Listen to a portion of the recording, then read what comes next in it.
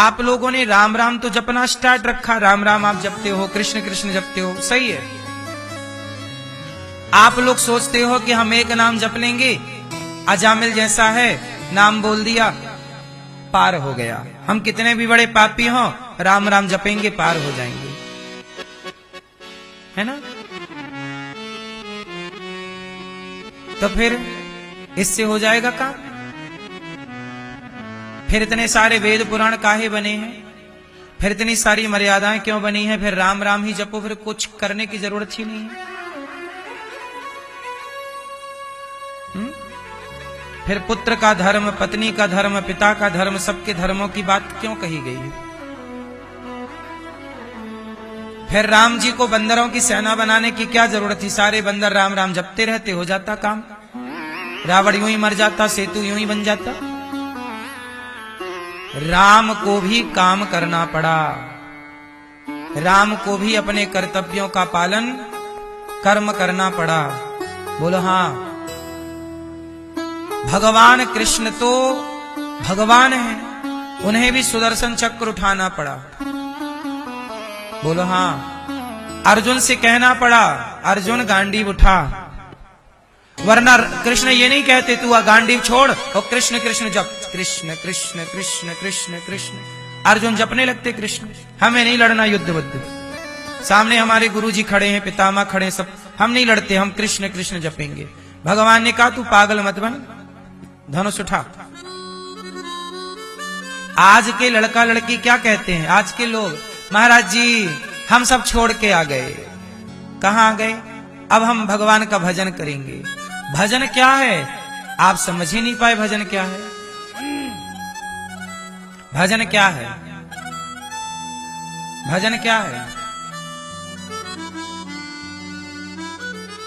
Polio की दवाई जिस डॉक्टर ने बनाई है, बोलो हाँ। पोलियो की दवाई, हमारे भारत में कितना पोलियो था, हर गांव में 10-20 लड़के लड़कियां पोलियो ग्रसित थे एक टाइम पर। बोलो हाँ। पोलियो कितना था, अपाहिज कितने लोग थे, लेकिन किसी डॉक्टर ने पोलियो की दवाई बना दी तो पोलियो, भारत पोलियो मुक्त हो गया। अब बताइए, वो पोलियो की दवाई बनाने वाला डॉक्टर पोलियो की दवाई ना बनाता, राम राम जपता रहता। इसलिए हम कहते हैं कि राम राम जपना है, पर राम के आदर्शों पर पहले चलना है। हनुमान जी भी राम राम जपते हैं, लेकिन जब पहले राम की आज्ञा का पालन कर लिया, टाइम बचा, तो क्या करें? राम राम जपेंगे, कृष्ण कृष्ण जपेंगे। लेकिन पहले क्या है? हमें काम जो दिया गया है। अब हमारे देश में बेरोजगारी है,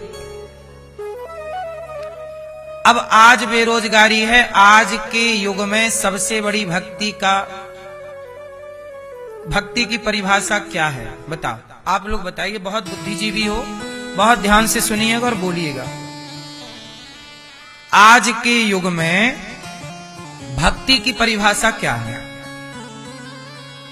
मुझे लगता है कि आज बेरोजगारी ज्यादा है, तो आप लोग क्या करो, अपने आप को सफल बनाओ, ज्यादा से ज्यादा पैसे कमाओ और ज्यादा से ज्यादा ना उद्योग डालना स्टार्ट करो, बिजनेस करो। और आप 10-10 लोगों को नौकरी देने का, 20-20 लोगों को नौकरी देने का सोचो। जब भारत में 1000 लड़के 10-10 लोगों को नौकरी देंगे तो 10,000 नौकरियां हो गई कि नहीं? बोलो। अब आप लोग क्या कर रहे हैं? हम सब छोड़ के आ गए, महाराज जी हम भजन करेंगे। क्या तुम्हारा लोगों को रोजगार देना, तुम्हारे कारण किसी का चूल्हा जले, तुम्हारे कारण किसी का, कारण तो सबके भगवान हैं, पर निमित्त तो ईश्वर बनाते ही है ना किसी न किसी को। तो आप क्यों ना समाज को बेरोजगारी से मुक्त करें, गरीबी से मुक्त करें, इस दिशा में हम काम करें, अच्छे इंसान बन के समाज की सेवा करें। क्यों ना हम किसी गरीब बेटी का विवाह कराएं, क्यों ना हम किसी भूखे को भोजन दें। क्या ये भजन नहीं है? क्या ये भक्ति नहीं है? बोलो। काम करिए। हम ये बिल्कुल नहीं कहते कि राम राम मत जपो, राम राम जपो, पर काम करते रहो, नाम जपते रहो। काम करते हुए नाम जपना है, काम छोड़कर नाम नहीं जपना। काम छोड़ दोगे आप सब लोग, जिम्मेदारियां छोड़ दोगे, तो ये देश रुक जाएगा।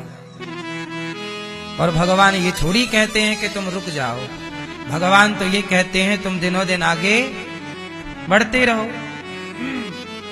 कौन रुका? अर्जुन रुक गए, मैं नहीं लड़ता युद्ध। भगवान ने ऊर्जा भर दी, लड़ना पड़ेगा भाई। कर्मण्येवाधिकारस्ते मा फलेषु कदाचन। आप लोगों ने गलती क्या कर दी कि धर्म को समझ ही नहीं पाए।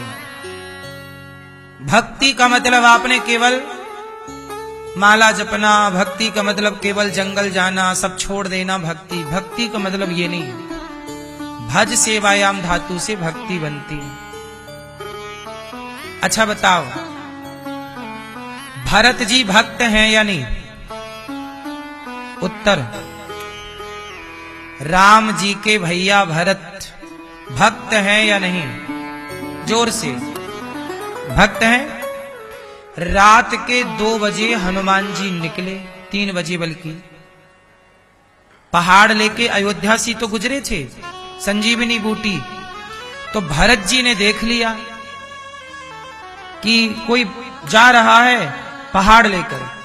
भरत जी ने बाण मारा। देखो भक्त हैं, भरत जी कौन है? लेकिन भक्त भी बाण उठा के, धनुष उठा के बाण मार रहा है। क्षत्रिय है ना, क्षत्रिय का काम धनुष उठाना है। भरत जी जैसा भक्त कौन होगा? पर भरत जी ने धनुष नहीं छोड़ा, बाण नहीं छोड़ा, मार दिया। हनुमान जी नीचे गिर गए। कब मारा? रात के 3 बजे।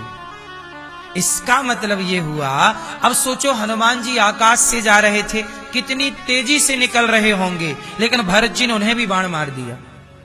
इसका मतलब ये है कि भरत जी सो नहीं रहे थे। सो रहे होते तो 3 बजे बाण कैसे मारते? बोलो। भरत जी जाग रहे थे, पहला। दूसरा, भरत जी भक्त हैं, तो आप कहते हो कि भक्त को मारने की क्या जरूरत है? भक्त मारने पे थोड़ी विश्वास करता है। नहीं साहब, जहां जरूरत मारने की पड़ती है, भक्त का मतलब ये नहीं है कि तुम सब छोड़ दो। भक्त का मतलब सब छोड़ना होता तो हनुमान जी गदा लेके काहे खड़े हैं? भक्त का मतलब सब छोड़ना होता तो भरत जी ने हनुमान जी को बाण क्यों मार दिया?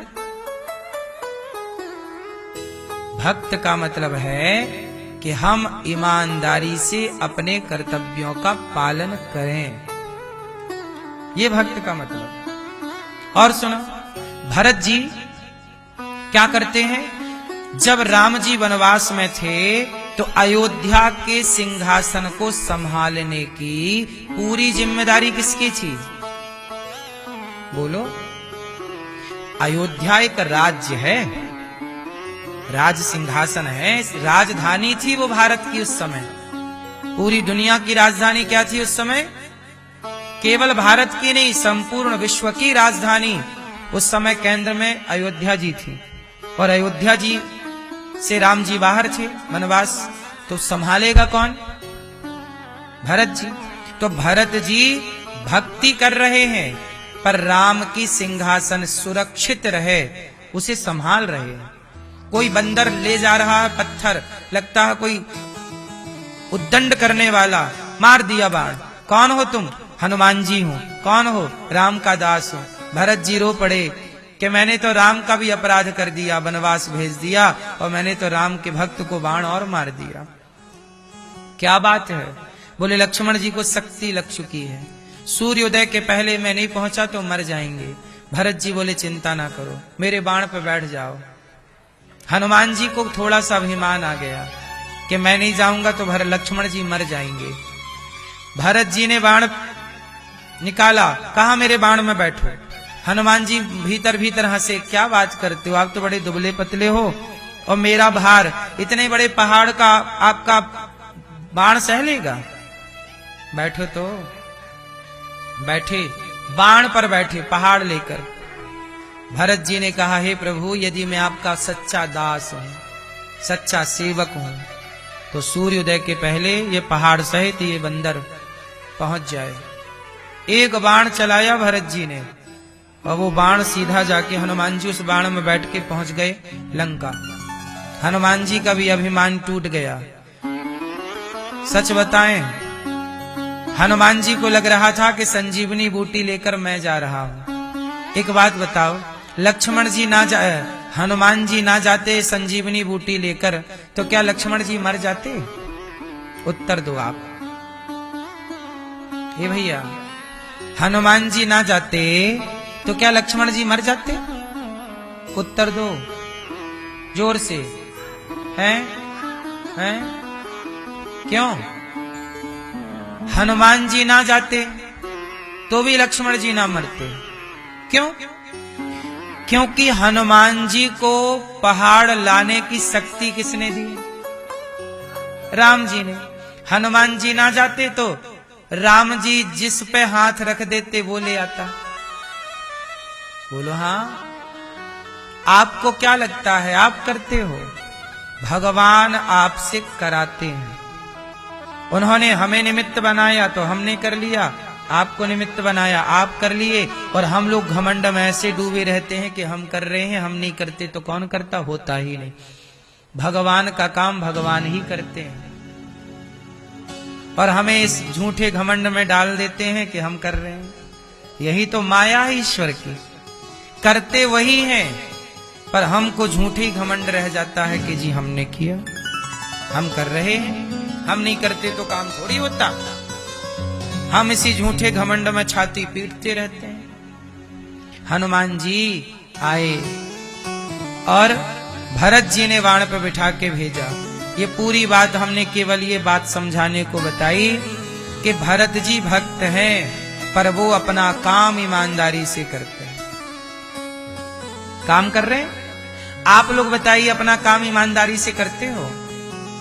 तुम्हारी पत्नी घर पर बैठी है, तुम्हारे 2 बच्चे हैं, 1 बच्चा है या 3 बच्चे हैं। तुम जाते हो 500 रुपए कमाते हो दिन भर में, 300 रुपया की दारू पी जाते हो, 200 रुपए घर लाते हो। 200 रुपए में बच्चों को कपड़े पहनाओगे कि पढ़ाओगे, कि बच्चों के लिए घर बनवाओगे, कि पत्नी को साड़ी दिलवाओगे, कि अपनी जरूरतें पूरी करोगे। यदि भारत का प्रत्येक व्यक्ति ईमानदारी से पैसा कमा के उसे ईमानदारी से खर्च करने लग जाए सही जगह, तो आप में से कोई भी परेशान ही ना हो। पुरुष तो शराब पी के पड़ा रहता है। जरा उस स्त्री से पूछो जिसकी गोद में 2 बच्चे हैं, तुम्हारी पत्नी तो दारू नहीं पीती, लेकिन वो बेचारी रोती इस बात से है कि मेरे बच्चे भूखे हैं। बाप शराब पी के पड़ा है, बच्चे तड़प रहे हैं भूख से। आप ईमानदारी से क्या अपनी गृहस्थी चला रहे हो? क्या ईमानदारी से अपने बच्चों का पालन पोषण कर रहे हो? क्या ईमानदारी से अपनी पत्नी का ख्याल रख रहे हो? क्या ईमानदारी से अपने माँ बाप की सेवा कर रहे हो? क्या ईमानदारी से कमाए गए पैसे को ईमानदारी से सही जगह लगा रहे हो? ये सवाल आप सबसे है, और ये आप सब अपने को ही उत्तर दीजिएगा, हमें उत्तर देने की जरूरत नहीं है। क्या आज का व्यक्ति ईमानदारी से पैसे कमाकर क्या उस पैसे का सही उपयोग कर रहा है? बोलो। क्या ईमानदारी से अपने बच्चों को समय दे रहा है? क्या अपनी पत्नी का एक अच्छा पति होने का कर्तव्य, क्या आप जितने पुरुष बैठे हैं बताओ, क्या आप लोग अच्छा पति होने का कर्तव्य निभा रहे हो? जितनी स्त्रियां हैं, सवाल, क्या आप अच्छी पत्नी होने का कर्तव्य निभा रही हो? आज पत्नियां अपने पति का ख्याल नहीं रख रही हैं, आज पति अपनी पत्नी का ख्याल नहीं रख रहे हैं। कुछ स्त्रियां पराई मर्दों की ओर ताक रही हैं, कुछ पुरुष पराई स्त्रियों की ओर ताक रहे हैं। ये ईमानदारी है या बेईमानी है? और फिर आदमी क्या कहता है, हम बड़े परेशान हैं। परेशान रावण है, राम नहीं। जबकि वो सोने की लंका में है और राम जंगल में घूम रहे हैं घास की झोपड़ी में। राम घास की झोपड़ी में रहकर भी परेशान नहीं है, और रावण सोने की लंका में रहकर भी परेशान है। कारण जानते हो? कारण यही है कि रावण सच्चा पति नहीं है, रावण सच्चा पिता नहीं है, रावण अच्छा राजा नहीं है। जरा बताइए, गलती किसकी है? रावण की। बोलो हाँ। लेकिन रावण की गलती के कारण रावण के निर्दोष बेटे, रावण के बेटे कितने थे? 1 लाख, और 1.25 लाख उसके नाती थे, बेटे के बेटा, पोता। 1 लाख बेटा है। अच्छा, रावण के 1 लाख बेटे मारे गए कि नहीं? बोलो हाँ, बोलो हाँ। क्या उन 1 लाख बेटों की कोई गलती थी? एक रत्ती गलती थी? कोई गलती नहीं। गलती किसकी थी? गलती रावण की। गलती क्या? पराई औरत को चुरा के ले आया। रावण की गलती का परिणाम रावण के बेटों को भोगना पड़ा। 1 लाख बेटे निर्दोष मारे गए। आखिरी टाइम मेघनाथ। मेघनाथ कैसा था जानते हो? मेघनाथ बहुत बड़ा पिता का भक्त था। मेघनाथ जैसा बेटा सबको नहीं मिलता। जब मेघनाथ लक्ष्मण जी से लड़ने गया ना आखिरी में, पहली बार तो शक्ति मार दी उसने, तो लक्ष्मण जी मूर्छित हो गए। संजीवनी बूटी लाई गई तो खड़े हो गए।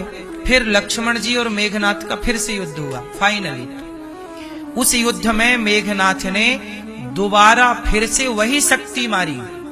पहली बार तो लक्ष्मण जी को शक्ति लग गई तो गिर गए। मेघनाथ ने फिर वही शक्ति मारी, पर वो दूसरी बार वो शक्ति ना लक्ष्मण जी को प्रणाम करके आ गई। फिर मेघनाथ ने भगवान शिव का त्रिशूल मारा, वो प्रणाम करके लक्ष्मण जी को आ गया।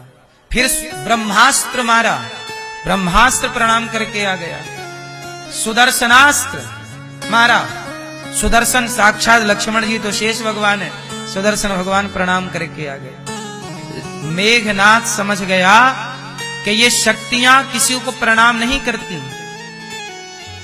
ब्रह्मास्त्र कभी किसी को प्रणाम नहीं करता, सुदर्शनास्त्र किसी को प्रणाम नहीं करता।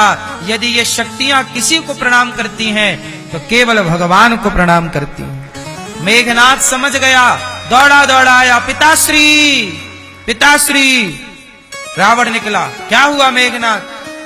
पिताजी, राम लक्ष्मण कोई सामान्य मनुष्य नहीं है, साक्षात नारायण है, भगवान है। रावण बोला, क्या बकवास कर रहा है, पागल हो गया?